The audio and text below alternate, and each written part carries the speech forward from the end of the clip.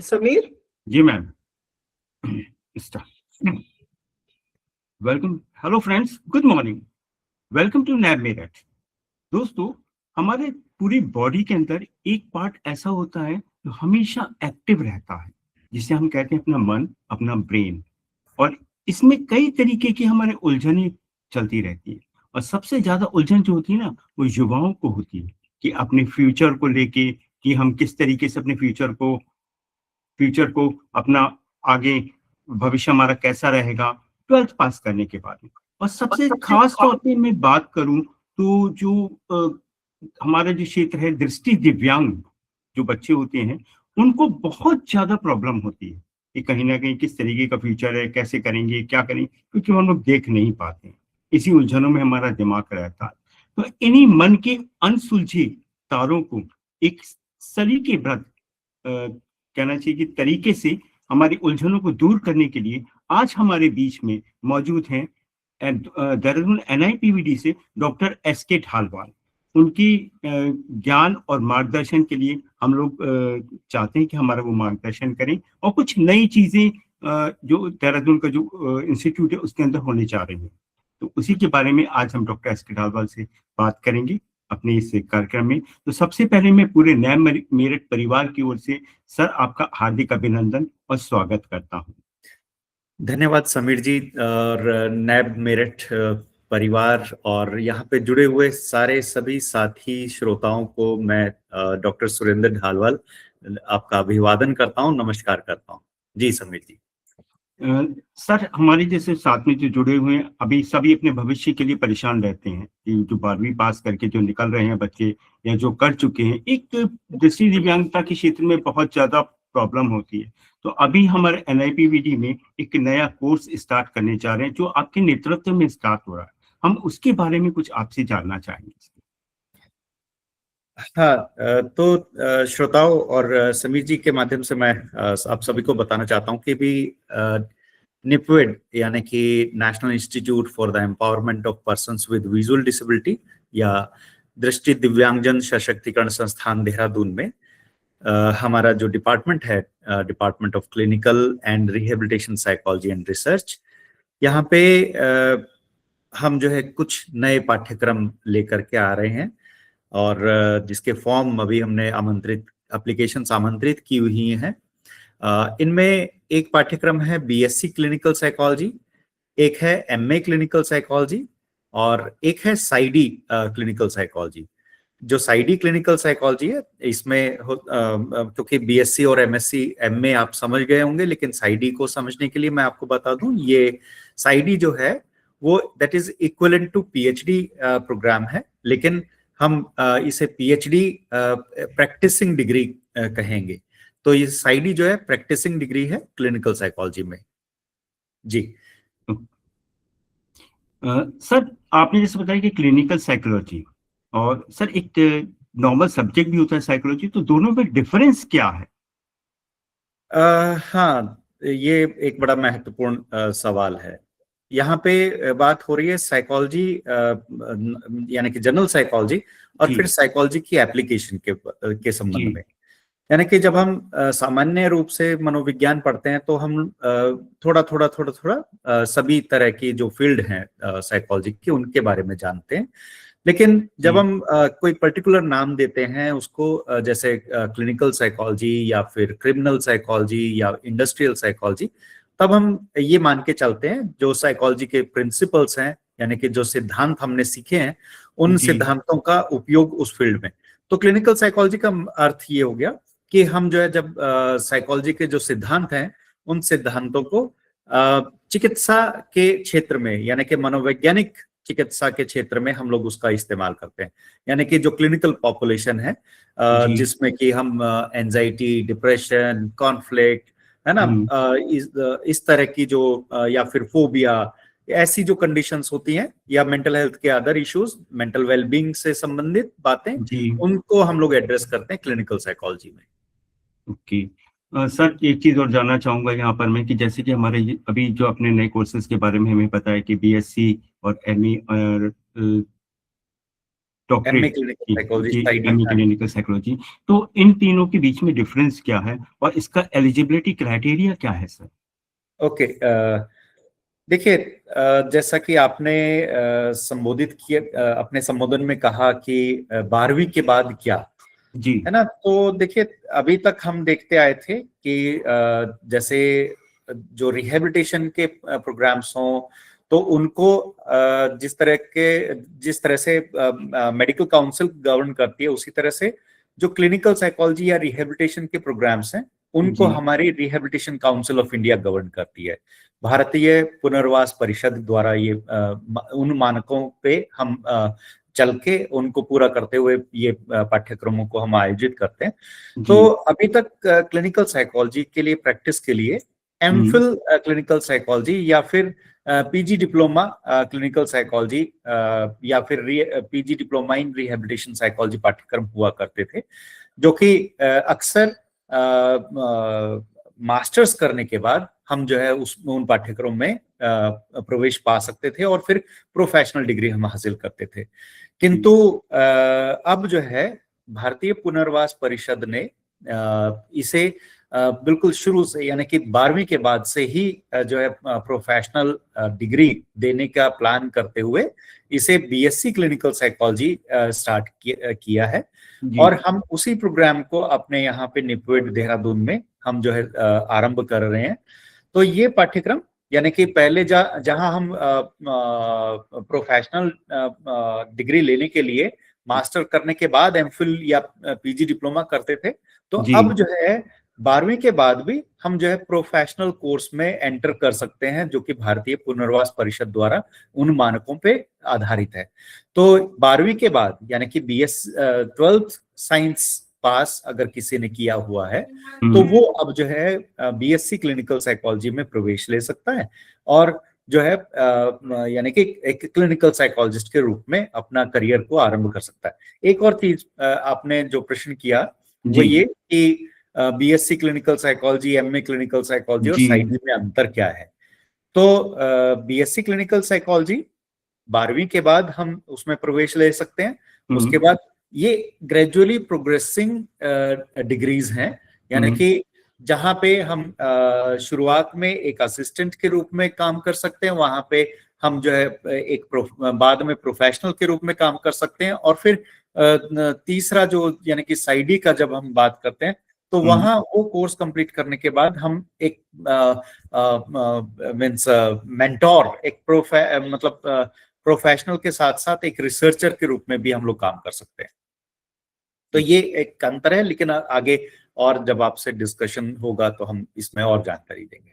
जी, तो सर इसमें जो कितने समय का रहता है, जैसे बीएससी का कोर्स जो भी हुआ, इनका टाइम पीरियड क्या है, कितने साल का होता है ये? हाँ, देखिए, अब जो है एनईपी 2020 के अनुसार हम अब 4 साल के ग्रेजुएशन की बात करते हैं, है ना। तो अंडर ग्रेजुएट प्रोग्राम है, ये 4 ईयर प्रोग्राम है। तो 4 साल का ये बीएससी क्लिनिकल साइकोलॉजी प्रोग्राम है ऑनर्स में, ठीक है, ऑनर्स इन क्लिनिकल साइकोलॉजी। तो 4 वर्षीय पाठ्यक्रम है। तो आप इसमें यहाँ पे और लेकिन इसमें मैं ये बता दूं अपने श्रोताओं को कि इसमें हम बीच में एग्जिट नहीं ले सकते। जैसे बाकी और पाठ्यक्रमों में हम क्रेडिट बेस्ड रहता है, जो एनईपी के अनुसार हम exit, multiple exit and multiple entry हम देखते हैं। तो इस पाठ्यक्रम में हम जो है वो मल्टीपल एग्जिट या मल्टीपल एंट्री इसीलिए नहीं ले सकते क्योंकि ये कंटिन्यूटी में एक प्रोफेशनल डिग्री प्रोग्राम है। ओके सर, ये तो क्राइटेरिया की बात हो गई। यहाँ पे लगे हाथ में आपसे एक चीज और बात कर लेता हूँ इसी चीज में, कि यहाँ पे जो एक फीस क्राइटेरिया होता है जी, वो, और प्लीज सर हमारे सुनने वालों को आप डिस्क्राइब करें कि फीस का किस तरीके का स्ट्रक्चर है, क्या है, वो किस तरीके से एडमिशन इसमें ले सकते हैं। हाँ, इसमें देखिए, जो प्रवेश की जो प्रक्रिया है ये एंट्रेंस बेस्ड है। और यहाँ पे मैं बता दूं कि हम लोग जो प्रवेश परीक्षा लेते हैं उसमें 12वीं विज्ञान के साथ 12वीं जिन्होंने किया है उन 12वीं के स्तर का जो है एंट्रेंस एग्जाम में मतलब जो क्वेश्चंस होंगे multiple choice type, MCQ type, वो 100 क्वेश्चन होंगे, जो कि 5 मूल रूप से 5 भागों में बटे होंगे। यानी कि हम ये एक्सपेक्ट करेंगे कि 20 क्वेश्चन फिजिक्स से, 20 क्वेश्चन बायोलॉजी से, 20 क्वेश्चन ये आपका केमिस्ट्री से, फिर 20 क्वेश्चंस जो है वो मैथमेटिक्स से, और 20 क्वेश्चंस साइकोलॉजी से, क्योंकि बहुत लोग 12वीं में भी साइकोलॉजी लेते हैं, तो 20 क्वेश्चन साइकोलॉजी के भी रहेंगे। और हम देखते हैं कि भाई जब हम साइंस की बात करते हैं तो कुछ लोग मैथ के साथ लेते हैं साइंस, कुछ लोग जब बायोलॉजी के साथ साइंस लेते हैं। तो इस तरीके से ये जो भी श्रोता हैं ये ना परेशान ना हो कि वो मैथ पूछा जाएगा या साइकोलॉजी भी पूछा जाएगा या बायोलॉजी पूछा जाएगा। यहाँ पे हम ये बता दें कि क्योंकि कोई जो मैथ लेता है, कई बार मैथ लेते हैं तो कोई बायोलॉजी नहीं लेता, जो बायोलॉजी लेता कई बार वो मैथ्स नहीं लेता, तो इसलिए बैलेंस हो जाता है। तो जो टफनेस है एंट्रेंस एग्जाम की वो लगभग बराबर आ जाती है। तो इसलिए घबराएं नहीं, अपने इन 5 विषयों में जिन भी स्ट्रॉन्ग आपके सब्जेक्ट्स हैं उसकी अच्छे से एंट्रेंस के लिए तैयारी करें। हालांकि ये भी मैं बता दूं कि क्योंकि नंबर ऑफ सीट्स हमारी 20 हैं BSc क्लिनिकल साइकोलॉजी में, और इसमें केंद्र सरकार की जो रिजर्वेशन पॉलिसीज हैं वो लागू की जाती हैं, चाहे वो SC ST हैं, चाहे OBC हैं, जनरल के लिए 50% जैसे सीट्स हैं, फिर उसके उसी तरह से पर्सन विद डिसेबिलिटीज के लिए भी इसमें सीटें अवेलेबल हैं।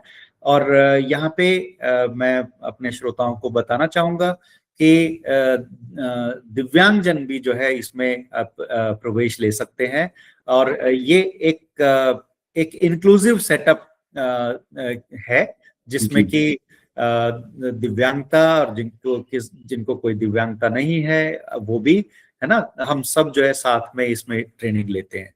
तो ये तो रहा कि एंट्रेंस का क्राइटेरिया कि भाई क्वेश्चंस क्या क्या रहेंगे, किस किस एरिया से, किस किस डोमेन से होंगे। फिर रिजर्वेशन जो है वो सेंट्रल गवर्नमेंट का लागू होगा। और फी स्ट्रक्चर मैं आपको थोड़ा सा बताना चाहूंगा कि इस वर्ष जो है ये पाठ्यक्रम का जो कुल फीस है वो 4 लाख रुपए है टोटल फी, यानी कि 4 ईयर की, यानी कि 1 लाख रुपए सालाना। और इसमें हम लोग मदद करते हैं अपने, जैसे जो दिव्यांगजन है उनके लिए फ्री है, उनके लिए कोई फीस नहीं है। जैसा कि केंद्र सरकार का अपने सामाजिक न्याय अधिकारिता मंत्रालय के अंतर्गत जो दिव्यांगजन सशक्तिकरण विभाग के आदेशानुसार हम जो है इसमें दिव्यांगजन से कोई भी फीस चार्ज नहीं करेंगे, ना ही प्रोस्पेक्टस के लिए, और ना ही यदि कोई इसमें प्रवेश पाता है तो उसमें ट्यूशन फी भी उनसे नहीं ली जाती है। या और मैं बाकी और श्रोताओं के लिए कहना चाहूंगा कि जो रिजर्वेशन के उसमें आते हैं SC ST OBC जो हैं वो जो भी लागू फेलोशिप या फिर स्कॉलरशिप उनके लिए अवेलेबल होती हैं, तो हम जो है वो चाहे वो स्टेट गवर्नमेंट में अप्लाई कर रहे हैं या अपने जो नेशनल स्कॉलरशिप पोर्टल में अगर वो अप्लाई कर रहे हैं, तो हम उनकी पूरी मदद करते हैं कि उनको वो जो भी उनकी डिजायर्ड और एलिजिबल जिसके लिए वो हैं वो स्कॉलरशिप उनको मिले। ठीक है, तो ये फीस का क्राइटेरिया हो। ओके सर, एक प्रश्न मेरे मन में यहाँ पर आ रहा है साइकोलॉजी और क्लिनिकल साइकोलॉजी को लेके, खासतौर पे दृष्टि दिव्यांग के क्षेत्र में, कि कहते हैं कि जो साइकोलॉजी है, जो साइकोलॉजिस्ट होते हैं वो आपका फेस रीडिंग करके देखते हैं, फेस एक्सप्रेशन के ऊपर करता है। तो यहाँ तो हम लोग देख नहीं सकते, दृष्टि दिव्यांग तो देख नहीं सकता, तो वो किस तरीके से उसको प्लान करेगा, किस तरीके से करेगा? ओके, बिल्कुल बढ़िया। तो मैं उम्मीद करता हूं कि पिछले शो में आप लोगों ने तमरीना से इंटरेक्ट किया होगा, जो कि देश की पहली क्लिनिकल साइकोलॉजिस्ट हैं जिनको विजुअल डिसेबिलिटी भी है ना। तो यानी एक चीज सब लोग के लिए एक उदाहरण जो है वो प्रस्तुत है कि भाई दृष्टि दिव्यांग भी जो है वो क्लिनिकल साइकोलॉजी कर सकता है। और ये मुझे गर्व होता है ये कहते हुए कि भाई हमारे इंस्टीट्यूट ने, हमारे डिपार्टमेंट ने और हमने ये करके दिखाया है कि दृष्टि दिव्यांगजन भी जो है इसको कर सकते हैं। अच्छा, बात चैलेंजेस की है ना, कि आपने कहा कि हम बॉडी लैंग्वेज देख करके और फेस रीडिंग करके हम जानने की कोशिश करते हैं, आकलन करते हैं। बिल्कुल सही कहा आपने। जैसे बाकी और अन्य कार्यों के लिए हम दृष्टि के ऊपर निर्भर होते हैं, उसी तरह से मनोविज्ञान में भी दृष्टि जो सेंस है उसके ऊपर निर्भरता होती है डेफिनेटली। लेकिन ईश्वर ने सारी सेंसेस को दिया है, और वो सारी सेंसेस अपनी जो है अपना अपना एक परसेंटेज एक कवर करती हैं दुनिया को जानने के लिए या अपनी परिस्थिति को समझने के लिए।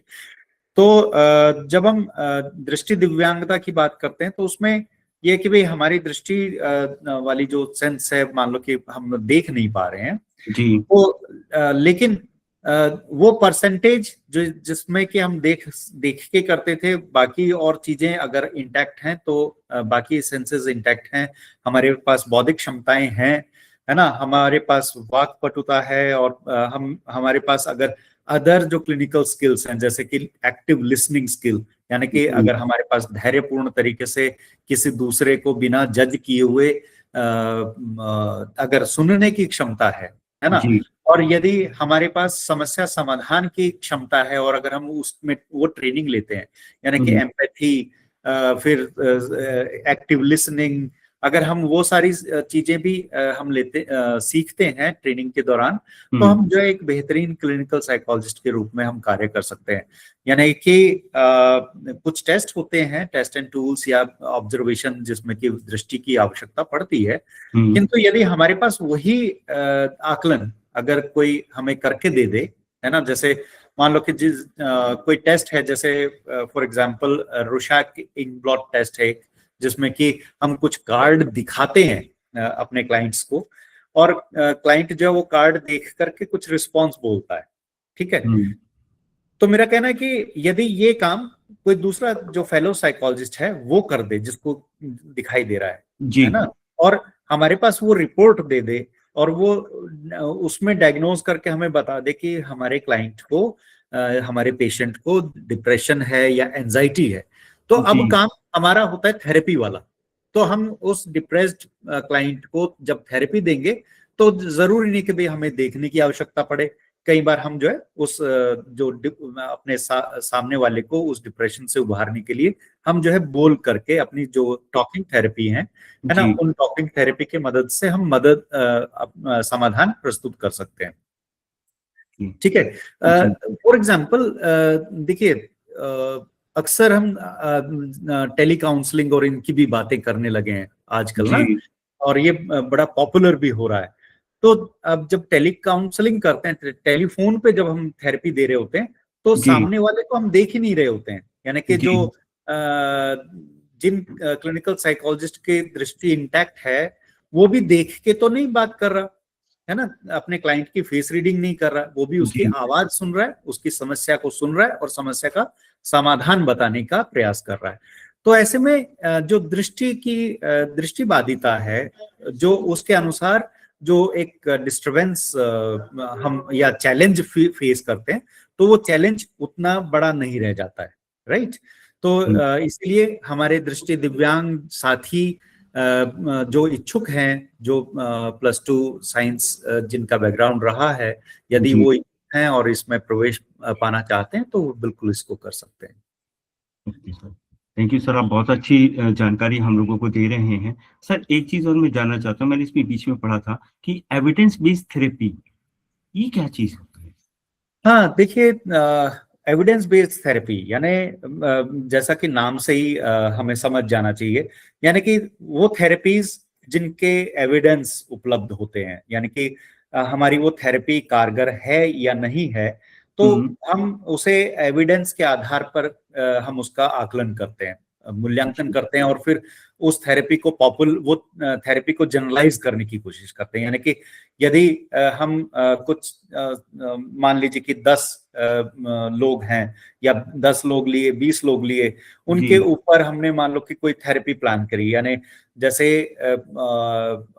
मैं बहुत कोर थेरेप्यूटिक प्रोसेस में नहीं जाऊंगा, लेकिन कुछ चीजें आपने हो सकता है कि जनरली सुनी हो, जैसे कॉग्निटिव बिहेवियर थेरेपी की बात होती है ना, जो पॉपुलर एक थेरेप्यूटिक अप्रोच है वो सीबीटी आपने शॉर्ट में सुना होगा। तो ये यानी कि सीबीटी को जब हम शुरू कर रहे हैं और अगर हम कह रहे हैं कि भी ये बड़ी इफेक्टिव है ना, बहुत ही प्रभावशाली तकनीक है जिससे कि हम थेरेपी की मदद करते हैं, तो इसमें एविडेंस बेस हमें यानी कि एक रिसर्च बैकअप की हम बात कर रहे हैं। यानी हमने 20-25 लोगों पे अगर वो जो डिप्रेशन के केसेस थे उनके ऊपर हमने मान लो कि सीबीटी अप्लाई करी और हमने पाया कि भी सीबीटी उन 25 लोगों में से 15 लोगों में बड़ी प्रभावशाली रही या 20 लोगों में प्रभावशाली रही। तो ये जो एविडेंस है ये हमें पुख्ता करता है कि भाई हमारी जो थेरेपी की अप्रोच है वो कितनी कारगर होगी, है ना। तो इसीलिए अक्सर हम देखते हैं कि भाई सलाह मशवरा साथी लोग भी करते हैं, यानी कि जिन्होंने मनोविज्ञान नहीं भी पढ़ा है वो भी सलाह मशवरा करते हैं, अपने दोस्तों की प्रॉब्लम को सुनते हैं, समाधान देते हैं, है ना। हमारे घर परिवार में भी जो है बातें होती हैं, हमारे पेरेंट्स भी गाइड करते हैं, हमारे टीचर्स भी गाइड करते हैं। तो कई बार उसमें वो स्ट्रक्चर्ड या एविडेंस बेस्ड नहीं होती हैं अप्रोचेस। जैसे फॉर एग्जांपल एक कॉमन हमारे यूथ और बाकी लोग जुड़े हुए हैं, तो कॉमन सी आज हम एक ट्रेंड देखते हैं, जैसे किसी को डिप्रेशन हुआ, ब्रेकअप हुआ और जो 4 दोस्त जो है उसको कहते हैं चल दारू पीते हैं, ठीक है। यानी कि या कुछ अच्छा हुआ तो कहते हैं चल दारू पीते हैं, है ना। तो अब जो है यानी उन साथियों ने ये सोचा कि दारू पीना जो है वो शायद अपने दोस्त को डिप्रेशन से उबारने का एक तरीका हो सकता है। तो उन्होंने उसे एक थेरेपी के रूप में दिया, लेकिन उसका कोई एविडेंस बेस नहीं है। ऐसा नहीं है कि भाई सच में जो है 4 दोस्त लोग जो है दारू पीते हैं तो दारू पीने से ठीक हो रहा है जो व्यक्ति है उसको हम उबार पा रहे हैं। नहीं, वहां पे दारू ने काम नहीं किया, लेकिन वहां पे जब आप 4 दोस्त लोग बैठे, जब आप लोगों ने बातें सुनी, उसकी नॉन जजमेंटल तरीके से आपने बातें की, उसने कैथारसिस किया, है ना, अपनी बातों को रखा, अपने दुखों को आपके साथ शेयर किया, दरअसल आप वो उसका एविडेंस बेस है ना, है ना। तो इसीलिए एविडेंस बेस की जब हम बात करेंगे तो वो यानी कि रिसर्च बेस उसके पीछे कोई ना कोई है। तो जब हम क्लिनिकल साइकोलॉजी की बात करते हैं तो यहाँ पे जितनी भी थेरेपी अप्रोच यूज की जाती है वो एविडेंस बेस होती है ना।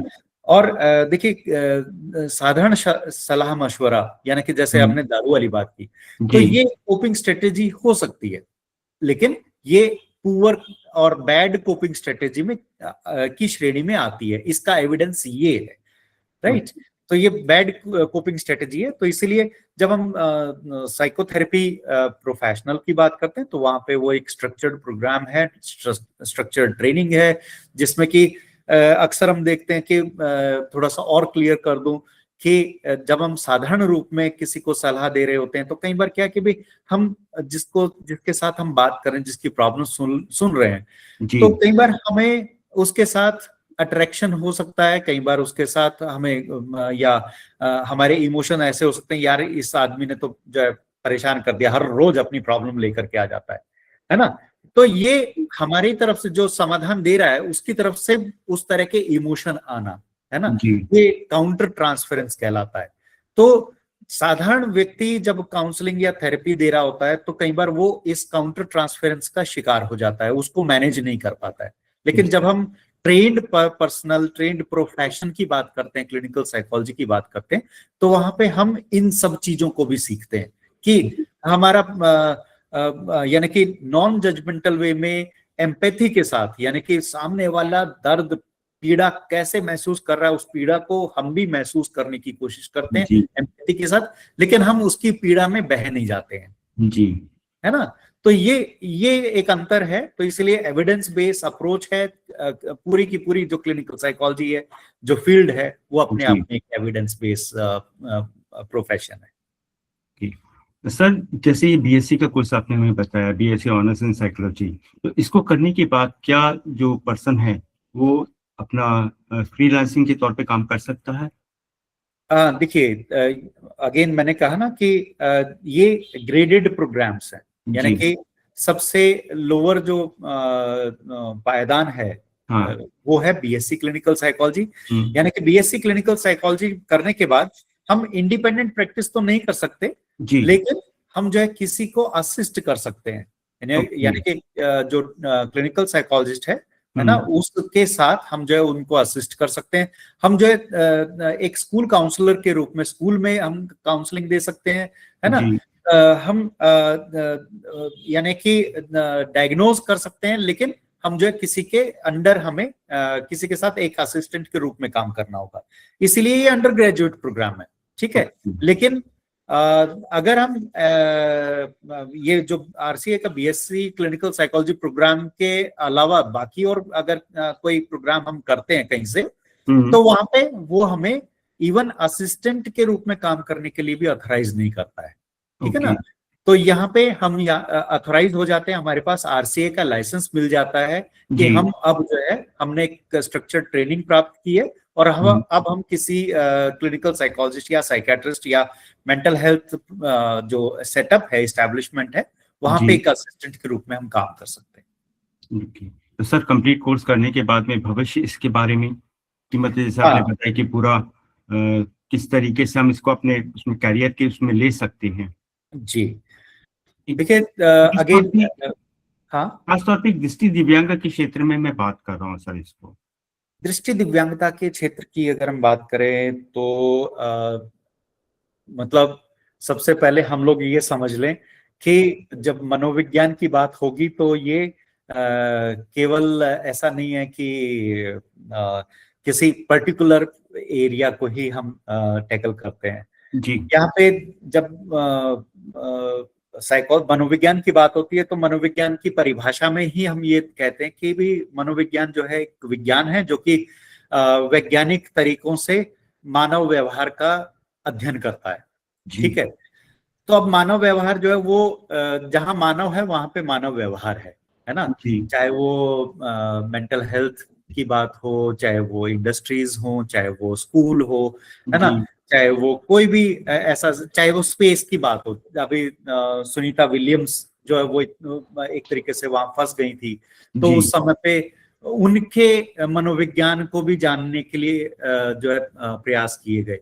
तो अब जहां पे मनुष्य होगा, मानव जी होगा, वहां पे उसके ये डायनामिक्स काम कर रहे होंगे, यानी कि उसकी सोच समझ, कॉग्निटिव जो फैकल्टी है ना, जी उसका इंटेलिजेंस, प्रॉब्लम सॉल्विंग एबिलिटीज, है ना, उसका परसेप्शन, दृष्टिकोण, है ना, फिर उसका मन, यानी कि जी इमोशनल जो चीजें हैं, यानी कि उसको सुख की अनुभूति, दुख की अनुभूति, चिंता, फिक्र, डर, है ना, ये सब चीजें होंगे। और फिर मोटिवेशनल इश्यूज होंगे, यानी कि ये काम करूं नहीं करूं, क्यों करना चाहिए, क्यों नहीं करना चाहिए, है ना। तो जी तीनों डोमेन, यानी कि cognitive, cognitive and affective domain हर जी जगह, यानी कि जहां पे व्यक्ति है ना, तो वहां पे ये तीनों डोमेन काम कर रही हैं उसकी, और तीनों डोमेन में बैलेंस जरूरी है। तो जब हम दिव्यांगता की भी बात करते हैं, दृष्टि दिव्यांगता की बात करेंगे, तो वहां पे भी ये तीनों डोमेन हमारी शामिल होंगी, यानी कि जी हमारा सोच समझ, हमारा मन, इमोशन, और हमारे जो व्यवहार के अन्य पहलू, जिसमें कि जी हमारा मोटिवेशन और अदर फैक्टर्स आ जाते हैं। जी तो ये ट्रेनिंग करने के बाद जो भी चाहे वो दृष्टि दिव्यांग इसको ट्रेनिंग कर रहा है, या हम इस ट्रेनिंग को करने के बाद दृष्टि दिव्यांग जनों के व्यवहार के उत्थान और मेंटल वेलबींग के लिए काम करते हो, तो दोनों हर प्रकार से ये एक सार्थक फील्ड के रूप में हम लोग कंट्रीब्यूट करते हैं। ठीक है, तो हम देखते हैं कि भाई दृष्टि दिव्यांगजन जिनके साथ अगर हम काम कर रहे हैं तो वहां पे भी बहुत सारे चैलेंजेस आते हैं, चाहे वो एडोलेसेंट की बात करें, यानी कि आपने शुरू में कहा कि भाई 12वीं के बाद 12वीं के दौरान बड़ा कॉन्फ्लिक्ट होता है कि भाई क्या विषय लिया जाए, क्या किया जाए, है ना। तो हम देखते हैं कि भाई वो स्ट्रेस एंड स्टॉर्म का समय होता है। उस समय पे हमारे रिलेशनशिप के भी बन रहे होते हैं, बिगड़ रहे होते हैं, है ना। हमारे रोल कॉन्फ्लिक्ट आ जाते हैं कि भाई घर वाले हमें कभी कहते हैं कि भाई तुम ऐसा क्यों कर रहे हो, तुम इतने बड़े हो गए हो, है ना, तुम बच्चों की तरह बिहेव कर रहे हो। फिर दूसरी तरफ उसी बच्चे को दूसरे क्षण जो है पेरेंट्स से ये कह रहे होते हैं तुम अभी इतने बड़े नहीं हो कि तुम ये काम करो, तुम अभी छोटे हो। तो यहाँ पे वो बच्चा समझ नहीं पा रहा होता कि वो बड़ा है या छोटा है ना। तो वो इमोशनल क्राइसिस जैसे बाकी एडोलेसेंट्स के अंदर होता है, उसी तरह से वो इमोशंस हमारे दृष्टि दिव्यांग या अन्य दिव्यांगता के साथ भी रहता है ना। वो रोल कॉन्फ्लिक्ट होता है। और जब हम दिव्यांगता की बात करते हैं तो दिव्यांगता दरअसल जो हमारी प्रॉब्लम्स हैं, जो हमारे चैलेंजेस हैं जीवन के, उनको ऐड नहीं करता बल्कि मल्टीप्लाई कर देता है ना। हमारे जो चैलेंजेस हैं वो मल्टीप्लाई हो जाते हैं। तो वो मल्टीप्लाई इन द सेंस कि भाई वो इवन हमारे जैसे डिसेबिलिटी का जो मेडिकल पॉइंट है उसमें भी वो समस्या हमारी बढ़ जाती है, चैलेंजेस बढ़ जाते हैं, है ना। आर्थिक रूप से भी वो चैलेंजेस बढ़ जाते हैं, है ना। जहाँ पे हमें किसी एक साधारण लैपटॉप पे काम किया जा सकता था 30-35 हजार वाले, वहीं पे अगर हमें टॉकिंग सॉफ्टवेयर जॉज अगर इंस्टॉल करवाना हो तो अगर हम ओरिजिनल वर्जन अगर उसका लें तो वहां पे उस 35,000 के साथ हमें जो है 70-80 हजार का मतलब वो सॉफ्टवेयर भी हमें ऐड करना होगा। तो यानी कि दिव्यांगजन की प्रॉब्लम ऐड नहीं होती, वो कई स्फीयर में मल्टीप्लाई हो जाती है ना। तो वहां पे चैलेंजेस, तो इमोशनल क्राइसिस भी जो है वहां पे थोड़ा सा हम बढ़ा हुआ देखते हैं, पाते हैं। तो वहां पे जो मनोवैज्ञानिक है ना, चिकित्सा मनोवैज्ञानिक है, वो अपना एक रोल प्ले कर सकता है उस क्राइसिस को मैनेज करने के लिए। आई होप कि मैंने आपका वो उत्तर दिया। जी सर, एक चीज और मैं बात करना चाहता हूँ। जैसे आज हमारे समाज के अंदर में है कि भाई वो लोग एक दृष्टि दिव्यांगों को देखते कह रही है क्या कर पाएगा, क्या कर सकता है, क्या नहीं कर सकता। तो क्या ये चीजें मतलब इसमें भी क्या डिफरेंस नहीं करेंगी इस चीज के अंदर कि उसके पास में कोई सलाह लेने के लिए जाए ना जाए? एक आम समाज की मैं बात कर रहा हूँ।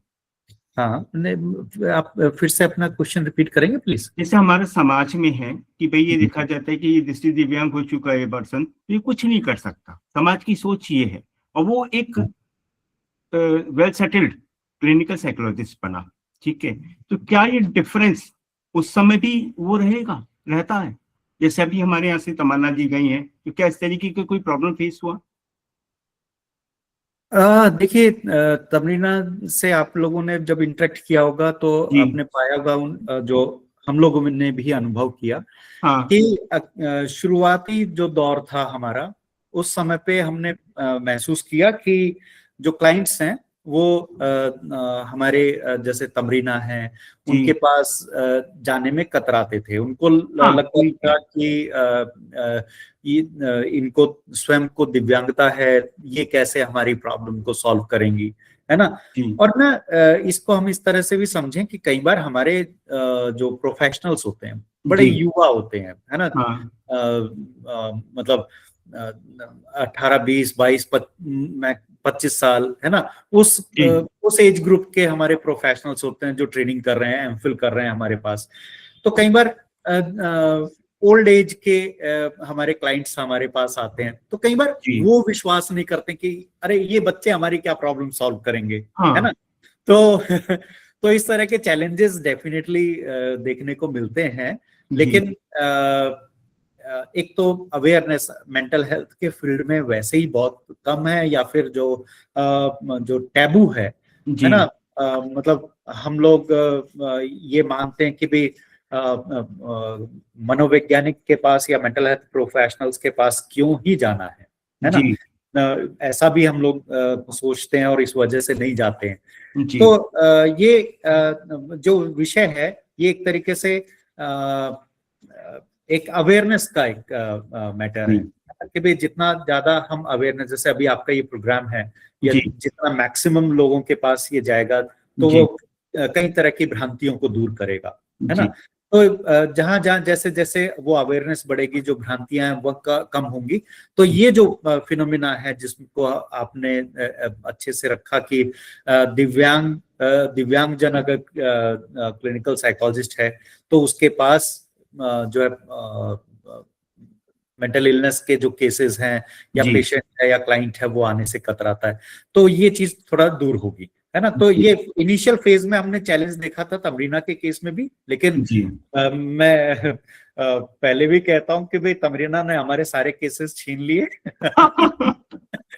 तो तमरीना जो है वो बहुत ही बेहतरीन और जो क्लाइंट्स उनके साथ इंटरेक्ट करते हैं वो जी क्लाइंट्स जो है अब ये मानते हैं, विश्वास करते हैं कि दिव्यांगता हमारे प्रोफेशन में आड़े नहीं आती है ना? तो और दिव्यांगता के बावजूद जो है वो जो हमारा साइकोलॉजिस्ट है वो बेटर परफॉर्म कर रहा है। सर आपने बहुत अच्छी जानकारी दे रहे हैं आप हम लोगों को। पूनम मैम से मैं रिक्वेस्ट करूंगा कि मैम जो भी अपने क्वेश्चंस अगर कोई करना चाहता है, जो हमारे साथ में हमारे स्टूडेंट्स अभी हैं, काफी लोग हमारे साथ में हैं, अगर वो कोई आपसे कोई बातचीत करना चाहते हैं। कुछ क्वेश्चंस आ रहे हैं। First let me thank him. और मेरे को जब भी मैं बहुत टाइम से सोच रही थी मिलने का डॉक्टर धालीवाल से, पर जब मैं मिली तो मैंने जितनी तारीफ सुनी थी वो उससे ज्यादा बेटर ह्यूमन बीइंग मुझे लगे। और तभी मैंने सोचा था कि इनका जो भी ये कोर्स जब भी इनका है, इनका हम वेबिनार रखेंगे। पर हम वेट कर रहे थे कि जब भी इनका कोर्स अनाउंस हो जाए उस टाइम रखें, तो फॉर्चुनेटली हमको जल्दी मिल गया ये।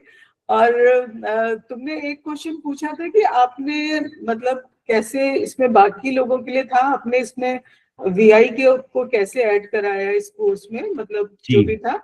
तो उसका जो इन्होंने रिप्लाई दिया Sameer, he was being very modest जी।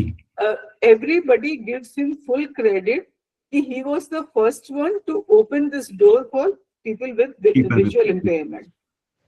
और ये एक बहुत बड़ा कदम है। अगर आप लोग सुनो और सोचोगे तो आपको पता चलेगा कि पहले कभी आईएएस में ब्लाइंडनेस के ऊपर वो था कि नहीं ये लोग नहीं आ सकते, ये आज की तारीख में आईएफएस भी बन रहे हैं। तो कहीं एक इंसान या एक ऑर्गेनाइजेशन या एक टीम होगी जिसने वो रूल हटाया होगा और कहा होगा कि नहीं, people with visual impairment can also join this service.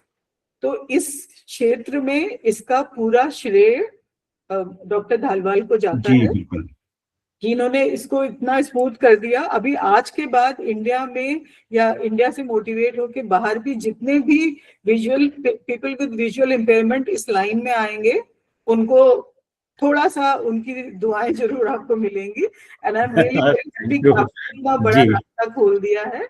और आपने एक और चीज पूछी थी कि ये इसका वो रोल, उसका जॉब अपॉर्चुनिटी क्या है। तो जो अभी जो सर ने बताया कि स्कूल्स में आप काउंसलर की तरह लग सकते हो, वो सूनर और लेटर वो हर स्कूल में कंपलसरी होने जा रहा है। तो आप एक बहुत बड़ा आपको वो मिल गया है। और जो असिस्टेंट उसका है तो उससे मुझे लगता है कि बहुत अच्छा कोर्स है। और एक आपका पॉइंट और था कि आपने कहा कि लोग बाग उनके पास जाते हुए थोड़ा हिचकिचाते हैं थोड़ा, क्योंकि देखो आईएएस या कोई भी जॉब होगा वहां तो गवर्नमेंट का है, तो आपको जाना ही है उनके पास अगर वो है। पर बहुत सारे प्रोफेशन ऐसे हैं जो लोग बाग अपने आप चुन रहे हैं, people who have visual impairment, पर वो उन लाइंस में जा रहे हैं। लॉयर, अपना बिजनेस, तो वो लोग कभी इस चीज को सोच के नहीं कर रहे कि लोग बाग हमारे पास आएंगे या नहीं आएंगे। तो जैसे सर ने बोला कि तमीरा जो मजाक में बोलते हैं कि हमारे भी क्लाइंट्स लेंगे, तो सही बात है। अगर आप अच्छे हो, अगर आपका दिल उसमें है, तो आपके पास जरूर क्लाइंट्स आएंगे और आप जरूर ही अच्छा करोगे। अच्छा, अभी हम अपने क्वेश्चंस उसके लिए कर रहे हैं, पर बहुत सारे क्वेश्चंस हैं, तो आई विल रिक्वेस्ट कि आप लोग अपना जो सबसे इम्पोर्टेंट क्वेश्चन है पहले राउंड में, we will give chance to each person कि आप अपना एक क्वेश्चन पूछिए और क्वेश्चन छोटा रखिएगा कि जिससे ज्यादा लोगों का वो आ सके। ठीक है समीर, आप मॉडरेट करिएगा।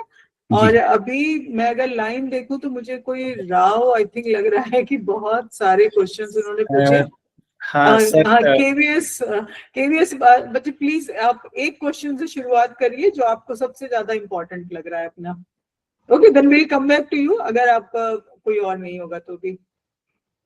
यस, अनम्यूट कर लीजिए।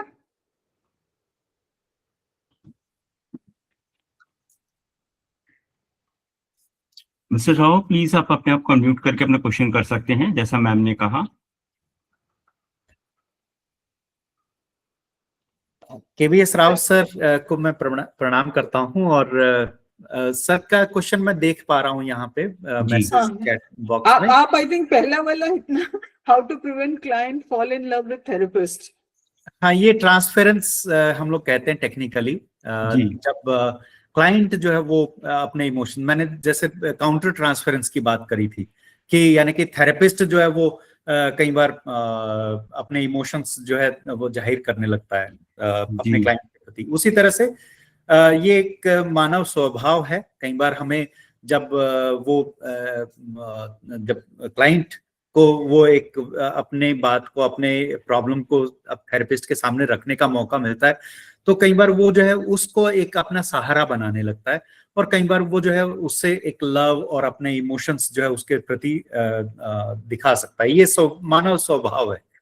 और जब हम ट्रेन्ड थेरेपिस्ट की बात करते हैं, तो ट्रेन्ड थेरेपिस्ट दरअसल इसका एक तरीके से उपयोग करता है, इस ट्रांसफरेंस का। यानी कि उपयोग इन द सेंस, ऐसा नहीं कि भाई हम मतलब उसमें एडवांटेज, एक मिस एडवांटेज लेने के लिए, लेकिन एडवांटेज लेने के लिए, यानी कि अब जो है हमारा जो क्लाइंट है वो एक तरीके से हमारे यानी कि थेरेपिस्ट पे एक विश्वास रख रहा है, उसकी बात को वो सुनने और उसको समझने के लिए वो तैयार है।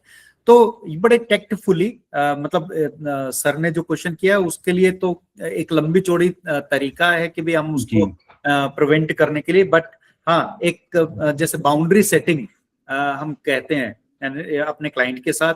जब हम थेरेपेटिक रिलेशनशिप बनाते हैं तो वहां पे एक बाउंड्री सेटिंग भी हम लोग करते हैं, जहां पे कि हम बीच बीच में एक एहसास दिलाते रहते हैं कि हमारी लिमिट क्या है।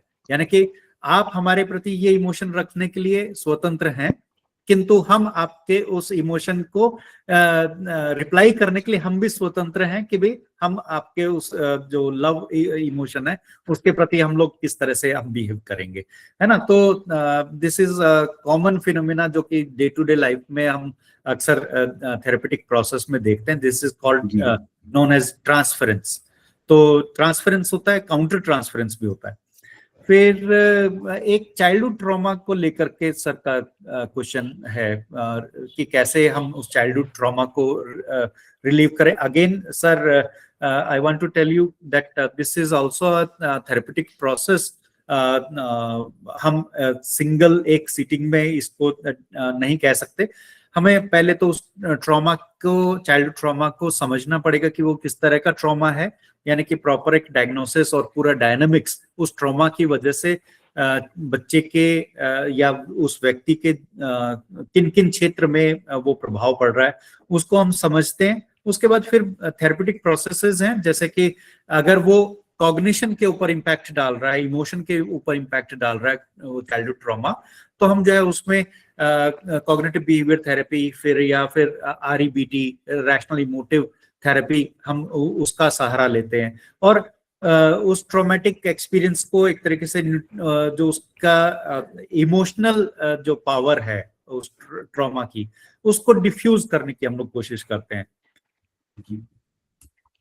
आकाश, आई थिंक आपका भी कोई क्वेश्चन है? यस मैम, मैं सर एक्चुअली अच्छा, जो भी क्वेश्चन पूछ रहा है वो चाहे तो अपना कैमरा ऑन कर सकता है, up to you. Yes ma'am. So sir, आपने बताया कि दृष्टिबाधित भी इस फील्ड में आगे बढ़ सकते हैं। सर, आपने टेली काउंसलिंग की बात की, पर जब अगर फेस टू फेस काउंसलिंग की बात होती है तो दो चीजें बहुत इंपॉर्टेंट होती है काउंसलिंग के क्षेत्र में। एक होता है आई कांटेक्ट मेंटेन करना, दूसरा होता है रिकॉर्ड मेंटेन करना। अब अगर अ, जब आई थेरेपी या कांटेक्ट और दूसरा क्या बताया? रिकॉर्ड मेंटेन करना ओके, सर। रिकॉर्डमेंट, हाँ। So sir, the thing is कि अभी वहां पे ये होता है ना कि बहुत सारी चीजें हमें कंट्रोल करनी होती है। बीइंग अ काउंसलर और साइकोलॉजिस्ट, आपको आपके ड्रेस कोड भी ऐसे पहनने होते हैं जाकि जो क्लाइंट है उसका ध्यान जो है यहाँ वहां ना भटके, ठीक है। तो सर, उस केस में बीइंग ए टोटली ब्लाइंड, आप काउंसलिंग कर रहे हो तो आप आई कांटेक्ट कैसे मेंटेन करोगे, क्योंकि वो बहुत जरूरी है, हाँ जहां तक देखिए, मेरी समझ है। Again yes sir. Again again इसे कुछ इस तरीके से समझिए कि कोई भी थेरेप्यूटिक प्रोसेस या कोई भी पर्सन के जो एबिलिटीज एंड लिमिटेशंस, वो 0 से 100 के बीच में होती हैं, है ना। यानी कि 0 से 100 के बीच में कोई भी व्यक्ति ना तो 0 है और ना ही कोई भी व्यक्ति 100 है। हम किसी भी थेरेपिस्ट या किसी भी प्रोफेशनल, किसी भी डॉक्टर, किसी भी टीचर को हम 100 नहीं कह सकते, राइट। या किसी भी एक्सपर्ट को हम ये नहीं कह सकते दिस इज ही और she is perfect, he is 100, right. और किसी को भी हम 0 नहीं कह सकते, हम ये नहीं कह सकते कि इनको कुछ भी नहीं पता। तो जिस तरीके से विजुअल सेंस आपने कहा कि भी this is important, yes definitely this is eye contact जो है वो बहुत इंपॉर्टेंट है, लेकिन और चीजें इंपॉर्टेंट नहीं है क्या, है ना। तो यानी कि अगर केवल हम उस आई कांटेक्ट वाले मैटर को हम मतलब मैनेज करें, यानी कि बाकी और चीजों पे फोकस करें, तो हम बाकी और चीजों पे फोकस करते हुए हम प्रॉपर तरीके से केस को डायग्नोज भी कर पाते हैं और हम जो है थेरेप्यूटिक हेल्प भी दे पाते हैं, है ना। जैसे अब देखिए, हमारे पास तो केसेस आते हैं, जैसे ऑटिज्म है, ऑटिज्म स्पेक्ट्रम डिसऑर्डर है। अब ऑटिज्म स्पेक्ट्रम डिसऑर्डर में बच्चा खुद जो है आई कांटेक्ट देने में कई बार असमर्थ होता है, उसके लिए वही बहुत बड़ा चैलेंज हो जाता है। लेकिन हम जो थेरेपिस्ट है वो आई कांटेक्ट ना होते हुए भी उस बच्चे के बिहेवियर मॉडिफिकेशन और उसके ऊपर काम कर रहा होता है। आपने दूसरी बात कही ड्रेस कोड की, तो ड्रेस कोड डेफिनेटली हमने जैसे यहाँ पे लागू किया हुआ था कि सभी जो हमारे ट्रेनीज हैं वो एप्रन, जो कोट है, लैब कोट है, वो आप डालेंगे। लेकिन हम जो है अपने लिए कोई एक फॉर्मल ड्रेस, यानी कि सामान्य रूप से फॉर्मल ड्रेस में भी अगर हम हैं तो डेफिनेटली हम जो है उसको मैनेज कर रहे हैं। तो दृष्टि दिव्यांगता मैं समझता हूं कि भी ये एक तरीके से एक्टिविटीज ऑफ डेली लिविंग, है ना, उसके अंतर्गत ये बातें आती हैं। और अगर हम एक्टिविटीज ऑफ डेली लिविंग को हम मैनेज कर रहे हैं तो हम अपने ड्रेस कोड को भी मैनेज कर सकते हैं। नो सर, एक्चुअली जो दूसरा पार्ट है उसको मैं थोड़ा एक्सप्लेन करना चाहूंगा। ड्रेस कोड एक ऐसा फैक्टर है जिसको कंट्रोल करना हमारे हाथ में होता है, क्योंकि उससे अगर क्लाइंट का ध्यान नहीं भटकना चाहिए। तो सर, जब हम being a total blind screen reader का यूज करके उनका रिकॉर्ड मेंटेन कर रहे हैं, तो उस केस में भी सर वो यही सोचेंगे, अगर मैं स्क्रीन रीडर को ओपनली यूज कर रहा हूँ तो वो ये सोचेंगे कि ये क्या चल रहा है, ठीक है सर। ग्रेट और आकाश जी, हाँ मैं समझ सर, गया आपका क्वेश्चन। हाँ, और अगर मैं हेडफोन लगा के रखता हूँ तो भी उनके लिए ऑकवर्ड ही सिचुएशन रहेगा कि I am talking to him but why he is like not listening to me, और why he is wearing this headphone और something. Great great great great. Yes sir. बिल्कुल आकाश जी, यस इसमें सर। देखिए जो training है clinical psychology की, जिसमें हम एक बार बार मैं एक शब्द यूज कर रहा हूँ, एक्टिव लिसनिंग, है ना। Yes sir. तो यानी कि हम एक्टिव विजुअलाइजिंग की बात हम नहीं कर रहे हैं, एक्टिव लिसनिंग की बात कर रहे हैं। अगर कोई एक्टिवली चीजों को सुन रहा है ये जो चैलेंज आपने बताया ना कि भाई record keeping, simultaneously record keeping and अपने क्लाइंट को देखना, उससे बात करना, इंटरेक्शन, ये दोनों चीजें ना केवल दृष्टि दिव्यांग बल्कि जो जिनको दृष्टि दिव्यांगता नहीं है उन थेरेपिस्ट के सामने भी ये चैलेंज होता है कि वो अपने पास एक डायरी लिए हुए, नोट लिए हुए और जो है क्लाइंट से बात भी कर रहे हैं और लिख रहे हैं। तो ये वहां पे भी उतना ही इरिटेटिंग फैक्टर एक तरीके से हो सकता है। तो जब ट्रेनिंग की हम बात कर रहे हैं तो यहाँ पे जैसे आप अगर सिक्वेंशियली, सिस्टमेटिकली अगर फॉर्मेट को देखते हैं, प्रोटोकॉल्स को देखते हैं, तो हमें पता हो जाता है, कुछ समय के बाद हम जान जाते हैं कि भाई जो हमने बातें की हैं उन बातों को हम किस तरह से समराइज कर सकते हैं। तो जरूरी नहीं कि भाई हम क्लाइंट के सामने ही रिकॉर्ड कीपिंग भी हम लोग कर रहे हैं, है ना। वहां पे हो सकता है कि भाई हम छोटे पॉइंटर्स में हम लिख रहे हैं, या फिर जो दृष्टि दिव्यांग है हम कई बार अपने क्लाइंट का कंसेंट लेकर के अपने पूरे सेशन को रिकॉर्ड भी कर रहे होते हैं, है ना।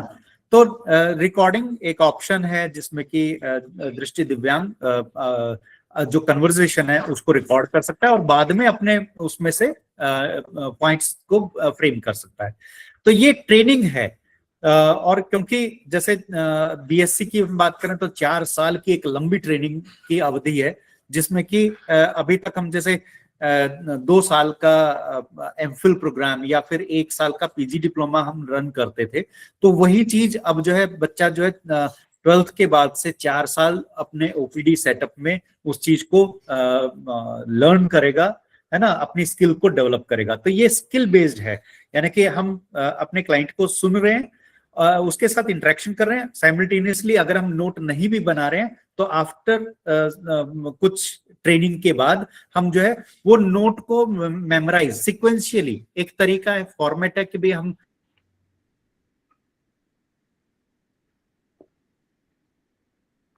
जो लैपटॉप है, स्क्रीन रीडिंग सॉफ्टवेयर या जिस भी तरीके से हम उसको पॉइंट्स मेंटेन करना चाहें उसको मेंटेन किया जा सकता है। वो ये बड़ा चैलेंज नहीं है आकाश जी। Yes, sir. Actually, I'm a person with totally blind, and I have done my MA psychology with specialization of counseling psychology from Fine. Gujarat. So that's why I had this question, and मुझे इसका कोई solution नहीं मिला था, इसलिए मैंने इस field में फिर आगे कुछ नहीं किया। बहुत बढ़िया। ये मेरे लिए और अच्छी बात है कि भी मैं ये जान पा रहा हूँ कि आपने एमए साइकोलॉजी किया, काउंसलिंग साइकोलॉजी किया। अब मैं आपको दूसरा फैक्टर इसका बताता हूँ कि दरअसल कोई भी स्कूल, कॉलेज या जो टीचर है डेफिनेटली वो इम्पोर्टेंट हैं, बट जब हम साइकोलॉजी की बात करते हैं तो साइकोलॉजी में आपके सबसे बेस्ट टीचर आपके क्लाइंट्स होते हैं, ठीक है। Yes sir. तो जब आप अपने क्लाइंट्स के साथ इंटरेक्ट जितना करोगे, जितना ओपीडी में या जो से स्कूल काउंसलिंग है तो स्कूल में बच्चों से जितना ज्यादा इंटरेक्ट करेंगे, आप जो है उस फॉर्मेट को समझते चले जाएंगे कि किस तरह से रिकॉर्ड कीपिंग हम बाद में भी कर सकते हैं। तो जितना ज्यादा हम अपने क्लाइंट के साथ इंटरेक्ट करेंगे तो ये एक मौका मिलता है। जैसे आरसीए का प्रोग्राम है क्लिनिकल साइकोलॉजी का, तो आप पाओगे कि यहाँ पे पूरा जो ओपीडी बेस्ड यानी कि रियल केसेस आपके पास आ रहे हैं, अंडर सुपरविजन आप काम कर रहे हो, तो आप क्लाइंट को देख रहे हो, यानी कि उनके साथ इंटरेक्ट कर रहे हो, और अपने जो सुपरवाइजर है उसके साथ आप जो है सीख रहे हो कि कहाँ पे क्या गलतियां हैं, क्या कहाँ पे सुधार करना है। तो ये बिल्कुल पॉसिबल है, ये किया जा सकता है। यानी कि आपके जितना ज्यादा ह्यूमन बिहेवियर के साथ आप इंटरेक्ट करेंगे उतना ज्यादा बिहेवियर को समझने की स्किल्स हम डेवलप करते जाएंगे as a psychologist. Yes sir, ऐसे तो बहुत सारे क्वेश्चन है, बट छोटा सा एक ही क्वेश्चन है कि ऐसी कोई कम्युनिटी या व्हाट्सएप ग्रुप है वीआई फील्ड में जिससे मैं अगर चाहूँ तो जुड़ना चाहूँ, ताकि मैं लाइक उस कांटेक्ट में रहूं, क्योंकि मेरे तो बहुत सारे क्वेश्चंस होंगे, यहाँ पे बहुत सारे लोग हैं, उनके भी क्वेश्चंस है सर, तो उनके क्वेश्चंस भी लेना जरूरी है। तो अगर कोई व्हाट्सएप ग्रुप हुआ तो इसके लिए मैं नैब को ही रिक्वेस्ट करूंगा कि वो आपको इस तरह के किसी ग्रुप में आपको जोड़ें। जी सर। जी yes sir. Thank you, Akash. And I think Mr. Rao is traveling, unable to ask questions physically. So, I think आप उनके नेक्स्ट क्वेश्चन का आंसर दे सकते हैं। अगर मैं किसी को मिस कर रही हूँ, किसी ने हैंड रेज किया है तो प्लीज बता दीजिए। ओके, तब तक मैं बाकी ऑडियंस जो अपना क्वेश्चन तैयार करें, तो मैं डॉक्टर केवीएस राव सर का क्वेश्चन मैं लेता हूँ। सर ने पूछा कि how common people should know in what situation to approach a counsellor और अ क्लिनिकल साइकोलॉजिस्ट और अ साइकाट्रिस्ट। तो मैं अपने ऑडियंस को ये रिप्लाई करना चाहता हूँ कि देखिए, अगर हम साइकोलॉजिस्ट, काउंसलर या मेंटल हेल्थ प्रोफेशनल को अप्रोच करने की जब हम बात करते हैं, तो ये नंबर वन, हमारे जो बिहेवियर में, यानी कि अभी तक सब कुछ जो है सामान्य चल रहा है, उस सामान्य अब तक चलते आ रहे बिहेवियर में यदि कोई परिवर्तन हम महसूस करते हैं, है ना, यानी कि जो बच्चा हंसमुख था वो अब जो है उतना हंस नहीं रहा है, अचानक से कोई बदलाव आ गया है, या जो व्यक्ति सोशलाइज करता था वो अपने आप को सोशल विड्रॉल करने लगा है, ज्यादा सोने लगा है, ज्यादा या कम सोने लगा है, ज्यादा बोलने लगा है या कम बोलने लगा है ना, ज्यादा गुस्सा होने लगा है, या जो गुस्सा उसको सामान्य रूप से आता था अब जो है उसमें कमी आ गई है ना, यानी कि कोई भी व्यवहार में बदलाव, किसी में भी थोड़ा बहुत भी चेंज, यानी कि बच्चा जो है पहले तो हमारे साथ हर समय डाइनिंग टेबल पे आना या हमारे साथ बैठ करके टीवी देखना अगर करता था, अब वो जो है अकेला अपने आप को कमरे में बंद करने लगा है। तो ये कुछ ऐसे संकेत हैं कि यानी कि कोई भी behaviour change, major behaviour change जो कि अनएक्सपेक्टेड था, उससे मेल नहीं खाता था, तो वो ये एक अलार्म है, ये इंडिकेटर है कि भी ओके, कहीं वो बदलाव क्यों है। तो हो सकता है कि कई बार वो मेंटल हेल्थ से रिलेटेड कोई इश्यू हो जिस वजह से वो बदलाव आया है। तो अगर ऐसा होता है तो हमें जरूर काउंसलर या मेंटल हेल्थ प्रोफेशनल को मिलना चाहिए। WHO जो वर्ल्ड हेल्थ ऑर्गेनाइजेशन है वो कहती है कि लगभग हर चौथे व्यक्ति को कहीं ना कहीं हमें प्रोफेशनल साइकोथेरेपिस्ट या साइकोलॉजिकल जो प्रोफेशनल्स हैं उनसे हमें कंसल्टेशन की जरूरत पड़ती है। ठीक है, तो यानी कि और इसमें हमें आश्चर्य नहीं करना चाहिए कि भाई हर चौथे व्यक्ति को जरूरत पड़ती है। आश्चर्य इसीलिए नहीं करना चाहिए कि जिस तरीके से अदर फिजिकल कंडीशंस होती हैं, है ना, यानी कि सर दर्द, जुकाम, बुखार, खांसी, है ना, फिर मलेरिया, डेंगू, चिकनगुनिया, फिर उसके बाद तमाम तरह की बीमारियां, कैंसर तक की रोग हैं, है ना, जिस तरह से फिजिकल एलिमेंट, छोटी सी ऐसी तकलीफ, यानी कि थोड़ी सी खरोंच लग गई, उस खरोंच को भी हम जो है जिस तरह से हम लोग केयर करते हैं, यानी कि हर व्यक्ति हर रोज कोई ना कोई या हर दूसरे तीसरे दिन कुछ ना कुछ मेडिकल ऐसी चीज करता है, यानी कि चाहे वो हल्दी का दूध पीना हो, ठीक है, या केवल डिटॉल से उस घाव को साफ कर लेना हो, या फिर केवल एक डिस्प्रिन ले लेनी हो, है ना। तो हम लोग अपने आम जीवन में छोटी छोटी चीजें कर रहे होते हैं जो कि फिजिकल एलिमेंट के लिए कर रहे होते हैं। तो यानी कि जो फिजिकल इलनेस है वो भी इतनी ज्यादा प्रिवेल करती हैं।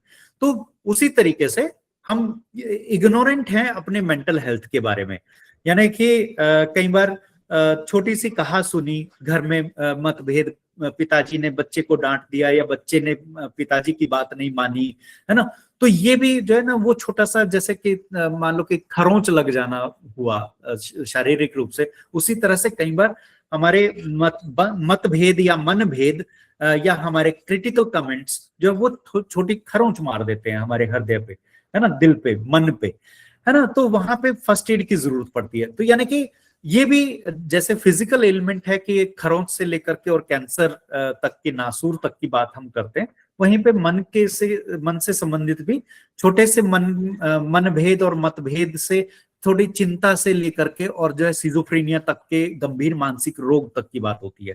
तो इसीलिए ये बड़ा कॉमन है, लेकिन हम इग्नोरेंट हैं। तो इसीलिए जब हम मेंटल हेल्थ प्रोफेशनल्स या फिर साइकोलॉजिकल वेलबींग की बात करते हैं, तो हमें जिस तरह से हम जो छोटी छोटी दुकानों पे जाकर के बैंडेड लेकर के लगा दिया, उसी तरह से डेफिनेटली जब भी हमें कुछ ऐसा मन से संबंधित कोई भी परिवर्तन हमें महसूस होता है, तो हमें अपने जो काउंसलर है, साइकोलॉजिस्ट है, ये अनफॉर्चुनेट कंडीशन है कि भी जो प्रोफेशनल्स है, मेंटल हेल्थ प्रोफेशनल्स हैं, वो बहुत ही कम है, बहुत ही कम है। तो अवेलेबिलिटी एक बड़ा चैलेंज है कि मेंटल हेल्थ प्रोफेशनल्स कम है। तो इसीलिए ये वेबिनार भी इसीलिए सार्थक होगा कि हम जो कोर्सेज ह्यूमन रिसोर्स डेवलप करने के मामले में ये कोर्सेज रन कर रहे हैं, तो वो मेंटल हेल्थ प्रोफेशनल्स को डेवलप कर रहे हैं। तो मैं समझता हूँ कि भी लगभग हर चौथे व्यक्ति को, हर 10वें व्यक्ति को जो है एक कंसल्टेशन की जरूरत पड़ती है। बिहेवियर में कोई भी चेंज हम महसूस करें, देखें, तो जरूर हमें कंसल्ट कर लेना चाहिए। वेरी गुड, बहुत अच्छे से आपने बताया। और इसमें जो एक बड़ी प्रॉब्लम होती है कि अगर मान लो आप खांस रहे हो और किसी ने आपको बताया कि हल्दी का दूध और उसमें अजवाइन डाल के या जो भी कुछ बताया, तो आप दिल से बड़े थैंकफुल होगे कि कितना मेरा ख्याल रखा, कि मतलब मुझे आके बता रहे हैं कि मैंने ये। अगर आप परेशान दिख रहे हो, किसी ने आपको बोला कि आप काउंसलर के पास चले जाओ या यू नीड हेल्प, तो आपको बुरा लगेगा कि मुझे पागल समझ रहा है क्या, या तू क्या समझ रहा है गलती मेरी है। मतलब उसमें जब भी कोई सलाह देता है आपको उस हेल्प के लिए लेने का, तो जनरल रिएक्शन ये होता है कि आपको मैं क्या इतना वीक लग रही हूँ कि मुझे कहीं उसकी जरूरत है। तो अभी मैं अपने, क्योंकि मेंटल हेल्थ एक ऐसा टॉपिक है जो आजकल उसकी जरूरत पहले से भी ज्यादा बढ़ती जा रही है, बिकॉज ऑफ न्यूक्लियर फैमिलीज और स्ट्रेस इतना ज्यादा है। तो अभी तो थैंकफुली दीपिका पादुकोणे और आलिया भट्ट वगैरह ने इसको बहुत फैशनेबल कर दिया है कि आप सोचो कि अगर उनके पास, जिनके पास इतना पैसा, इतनी अच्छी फैमिली और सब कुछ है, और वो ओपनली कह रहे हैं कि हाँ we are finding it difficult, तो हमारे लिए तो, हम लोग तो बिल्कुल मतलब ऑर्डिनरी कॉमन आम आदमी हैं, तो हम लोगों के लिए तो कोई इतनी बड़ी बात नहीं है। पर अपने आप को रियलाइज करना कि हाँ आपको जरूरत है, वो आइडेंटिफाई आई थिंक हम लोगों में से हमें खुद ही करना पड़ेगा, और उसमें संकोच नहीं करना। और उसके लिए मुझे बहुत लगता है कि हाँ, आपने जो कहा वो बिल्कुल ठीक कहा कि हेल्प बहुत कम अवेलेबल है।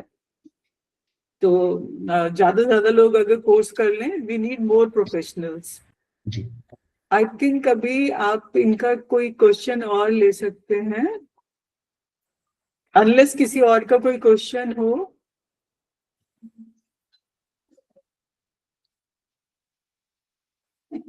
कोई और क्वेश्चन करना चाहता हो तो प्लीज।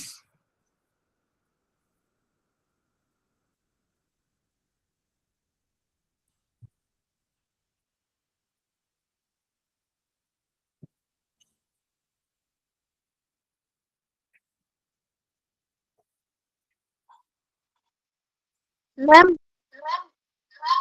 जी हाँ मैम मैं खिलेश्वरी बात कर रही हूँ।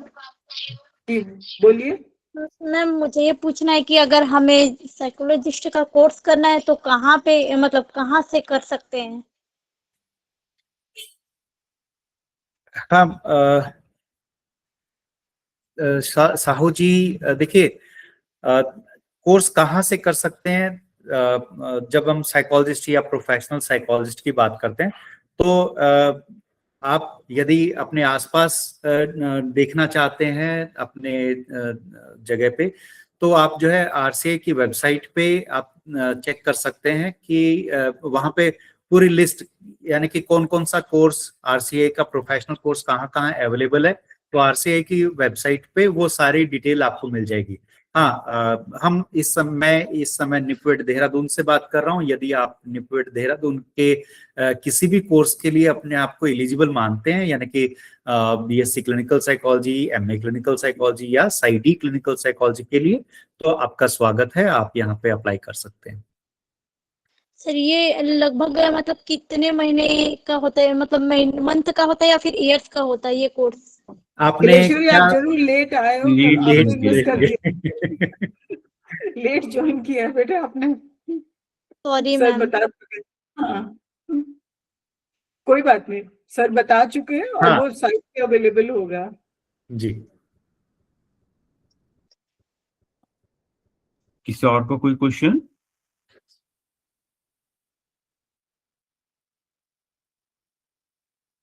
आई थिंक हमने आपका टाइम ले लिया, क्योंकि आप तो सही टाइम पर आ गए थे। और thank you so much for giving us time on Sunday. Are you listening? Thank you madam, आपने हेलो सर। हेलो सर, सुन पा रहे हैं सर? हाँ, कौन बोल रहे हैं? अपना नाम बताइए। Good afternoon. हाँ गुलमान बोलिए। जी good afternoon ma'am.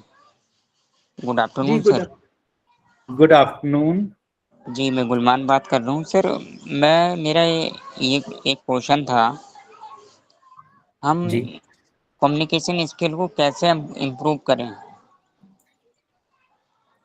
Okay, communication skills को इम्प्रूव करने के लिए बहुत सारे प्लेटफॉर्म्स अवेलेबल हैं जिसमें कि कम्युनिकेशन स्किल्स के ऊपर प्रॉपर ट्रेनिंग्स भी दी जाती हैं, है ना। तो बेटर है कि आसपास जो भी आपके अवेलेबल कोई ऐसा इंस्टीट्यूट या ऑर्गेनाइजेशन काम कर रही है जो कि कम्युनिकेशन स्किल्स सिखाती है, तो आपको वो फॉर्मल ट्रेनिंग भी कर लेनी चाहिए, है ना। तो आप उसमें अपने कम्युनिकेशन स्किल्स को एनहांस करते हैं। आपका क्वेश्चन यही है, मैं देख भी रहा हूँ कि how will we change communication skills, it need to communicate skills every.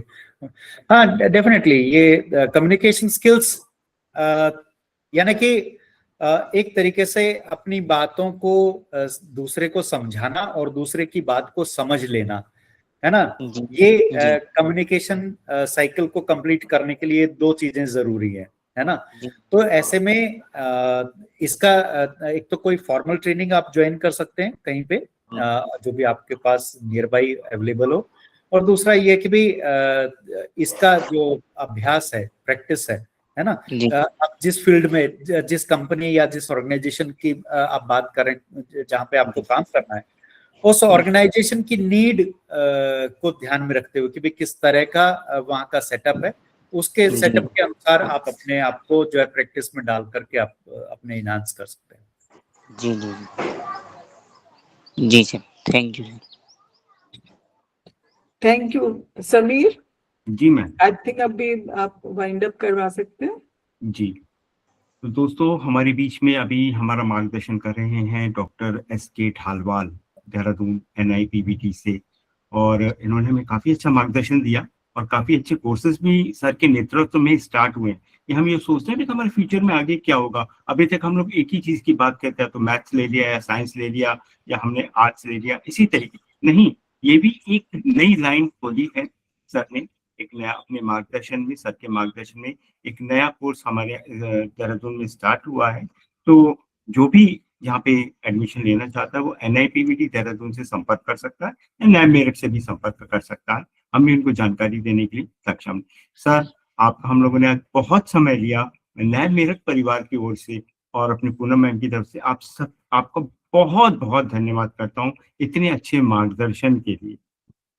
Thank you sir. धन्यवाद सर। नैब मेरठ और पूनम मैडम का स्पेशल थैंक्स। समीर जी आपका तहे दिल से धन्यवाद। और सभी ऑडियंस जो सुन रहे थे, यदि हम अपने इस कम्युनिकेशन, अपने इस डिस्कशन में थोड़ा भी कुछ गेन कर पाते हैं तो ये हमारा वेबिनार सफल होता है। तो अगेन इस वेबिनार की सफलता के लिए भी मैं शुभकामनाएं देता हूं मैडम, आपको भी और पूरी नैब मेरठ फैमिली को। थैंक यू वेरी मच मुझे बुलाने। Thank you sir, thanks a lot sir, thank you.